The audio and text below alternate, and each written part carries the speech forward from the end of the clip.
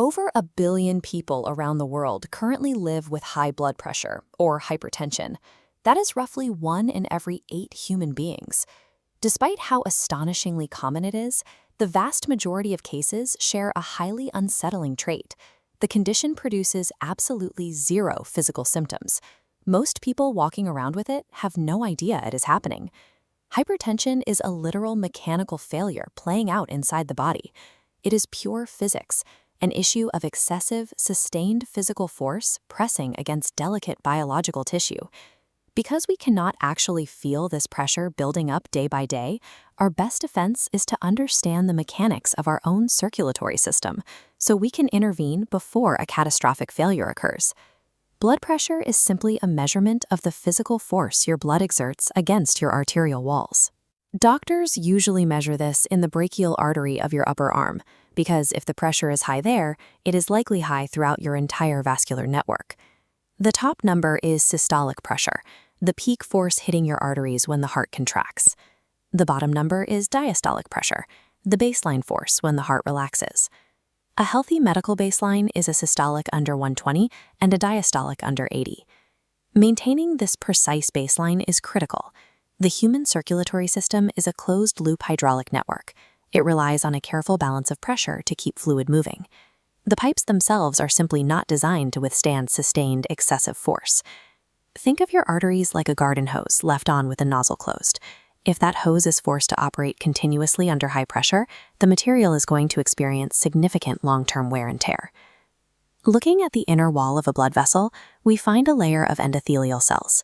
These form a delicate, tightly interlocking barrier that coats the inside of your entire circulatory system. Sustained high blood pressure physically batters these cells. Over time, the sheer force of the moving fluid causes microscopic cracks and tears in the lining.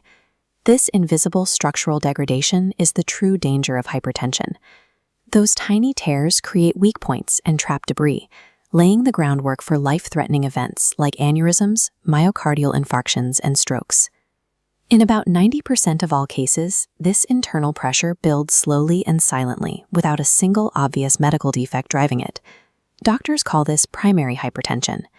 Instead of one localized cause, the pressure is driven by compounding risk factors.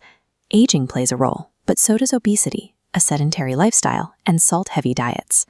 Usually, the systolic and diastolic numbers climb together as these factors take their toll. Sometimes, however, only one of those metrics spikes while the other stays normal, a condition known as isolated systolic or isolated diastolic hypertension. Primary hypertension is essentially the long-term compound interest of poor lifestyle choices acting against the body's internal plumbing. The remaining 10% of cases are classified as secondary hypertension. In these instances, a specific identifiable underlying medical condition actively hijacks the circulatory system. To understand how this happens, we have to look at the kidneys. They are the critical regulators of blood pressure, acting as the system's master fluid volume control. If blood flow to the kidneys drops, which can happen with conditions like atherosclerosis or a thickening of the arterial walls called fibromuscular dysplasia, the kidney perceives a false system-wide pressure drop. Here, the kidney initiates a panic response to fix what it thinks is low pressure. It releases the hormone renin into the bloodstream, forcing the kidneys to retain water. This excess fluid rapidly drives up the arterial network's pressure. Other specific anomalies can trigger this exact same dangerous fluid retention cycle, such as a tumor that produces excess amounts of the hormone aldosterone. In secondary hypertension, the body's own survival mechanisms are tricked into overpressurizing the system, drastically accelerating the damage to your blood vessels. This scale maps how pressure translates to danger.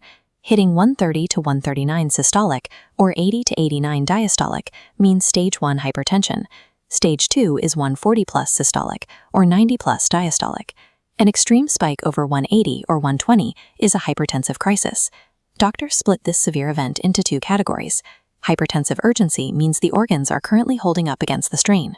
Hypertensive emergency means active damage is occurring to the brain, lungs, kidneys, or heart, which triggers visible symptoms like confusion, breathlessness, and chest pain. Passing from stage 1 up into a crisis represents the terrifying transition from silent, invisible damage to immediate, catastrophic organ failure. Because primary hypertension is heavily driven by physical and environmental factors, the very first line of defense is lifestyle change. Improving your diet, increasing your exercise, and practicing stress reduction techniques can physically relieve the tension in your arteries. In addition to behavioral changes, doctors can prescribe a variety of antihypertensive medications to help artificially lower the pressure inside the pipes while you work on those habits. Hypertension silently degrades the cardiovascular system over decades. Proactively understanding your daily numbers and altering your lifestyle allows you to relieve the pressure long before the system breaks.